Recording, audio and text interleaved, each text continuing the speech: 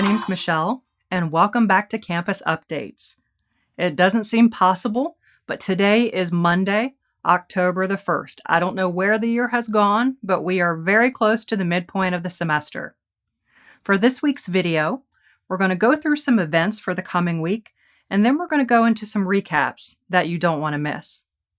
As always, give us a like if you enjoy this content, and also please subscribe if you'd like to be the first to get it. I'd like to give a reminder that in Building 2000 in Room 129 on Mondays at noon, there are ongoing collegiate recovery meetings. Also coming up this week is the Student Affairs trip to Washington, D.C. They'll be leaving on Friday, traveling overnight, spending the day in D.C., and then coming back Saturday night. Please contact James McDougall if you're interested in attending. Hopefully, we have a little bit better weather for this event. A week from today, on October the 8th, Student Affairs is arranging a cornhole tournament. So get your practice in this week and be prepared to compete on Monday. Now for the events that I asked you to stick around for. We have some pictures from the Montgomery Fall Festival. Our team had some volunteers there helping out, and it was just such a fun event. Also last week, Linda LaJoy was on both the South Charleston and Montgomery campuses, sharing her story about losing her son, who was an Afghanistan war veteran. She created the Silhouette Project, and we were honored to have the event on campus. I'd like to turn it over to Ethan and Missy for some details about the event. Thanks, Michelle. What do we have going on here? Thanks, Ethan. I am Missy Lair, the Director of Veteran and Military Affairs here at BridgeValley. And today, BridgeValley brings the Silhouette Project. Linda LaJoy and her husband, Rick, are traveling from Maine today to present this. September is Suicide Awareness Month, and they have lost a son to suicide. He was a veteran, and 22 veterans commit suicide every day, which is a staggering number. And so we hope that they can bring their story in hopes of helping to save a life. Hi. Can you tell us a little bit about what's going on here today? Yes, hi. So my name's Linda LaJoy. I started the Silhouette Project. Well, I started thinking about the Silhouette Project very early in 2015. I lost my son, a veteran, in December 2014 to suicide.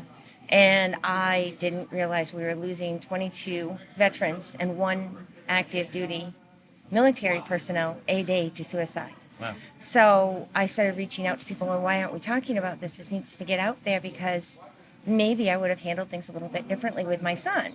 And I was, at first, I was discouraged. They said I probably shouldn't talk about it because it could cause contagion. And, we had to be very careful and things like that.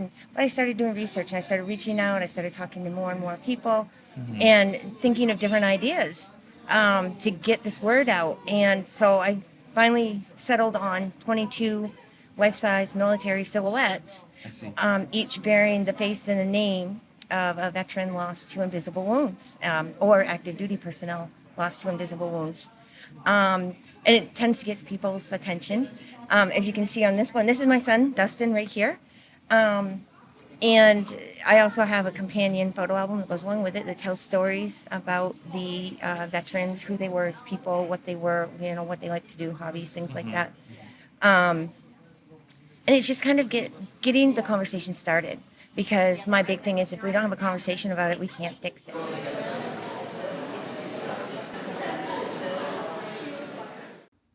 Thank you.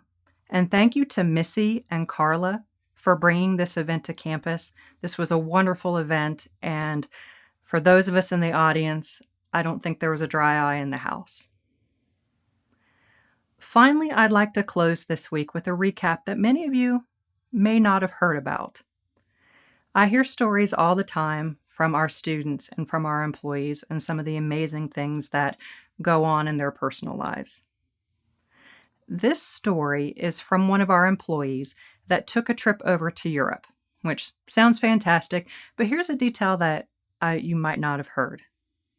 While in Normandy, George Bossy visited the grave of every West Virginia soldier buried there.